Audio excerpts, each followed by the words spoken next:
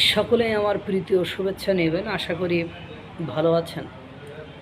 এই মুহূর্তে ভিডিও করার ইচ্ছা ছিল না, তারপরেও একটা ভিডিও করতে আসছি। এই কারণে পাকিস্তানের মুসলিমরা দেখি সাক্ষাৎকার দিচ্ছে টিভিতে, যে পাকিস্তানে বসবাসকারী যেসব সংখ্যালঘু হিন্দুরা রয়েছে, সেই সংখ্যালঘু হিন্দুরা যারা ব্যবসা করে তারা খুব সৎ, নিষ্ঠাবান।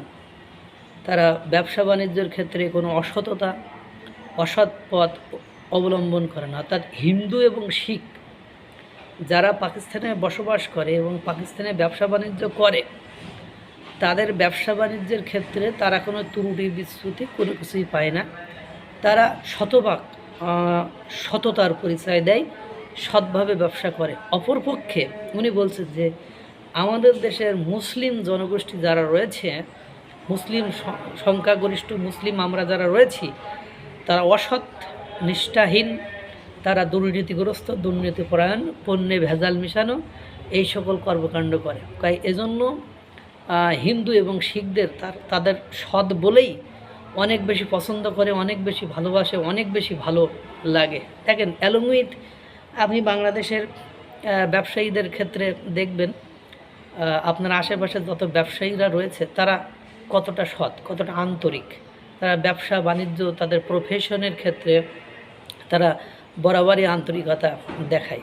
এজন্য দেখবেন যে সেই জগদীশচন্দ্র বসু থেকে শুরু করে বড় বড় মানের বিজ্ঞানী, জ্ঞানীগুণী ব্যবসায়ীরা যারা রয়েছে, এবং আপনি দেখবেন প্রতিনিয়ত আজকে ভেজাল, আজকে মানে এখানে অসৎ ব্যবসায়ী, এইসব কত ব্যবসায়ীদের প্রতিনিয়ত আপনি দেখতে পাবেন। কিন্তু এই দেখবেন হিন্দু ব্যবসায়ীদের ক্ষেত্রে আপনি এটা দেখতে পাবেন না। পাকিস্তানের মিডিয়াতে দেখলাম ওটাই চলছে। এদিকে আজাদ কাশ্মীরে দেখলাম স্লোগান দিচ্ছে, মানে পাকিস্তানের আজাদ কাশ্মীরের জনগণ আতশবাজি বাজাচ্ছে আর ভারতের সেনাদের প্রশংসা করে, স্তুতি করে স্লোগান দিচ্ছে। এটা দেখেছেন। যেন আবার সম্প্রতি দেখলাম বালুচিস্তানে এক নারী কর্মকর্তাকে বিসিএস টাইপের বড় কর্মকর্তা হিসেবে নিয়োগ দিয়েছে, এবং আপনারা জানেন যে হিংজাল যে তীর্থস্থান বালুচিস্তানে এতদিন বন্ধ ছিল, আর সেটাকে বালুচিস্তান ওটাকে উন্মুক্ত করে দিয়েছে হিন্দুদের সেখানে চলাচলের জন্য। সব কিছু মিলায় আবার পাঞ্জাবে দেখলাম যে মুখ্যমন্ত্রী আছেন, উনিও হিন্দু, এবং আরও মানে 1947-এর আগে যে হিন্দুদের নামে যে নামকরণ করা যে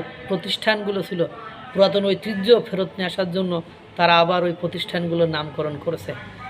সকলকে মহান সৃষ্টিকর্তা ভালো রাখুক, সুস্থ রাখুক।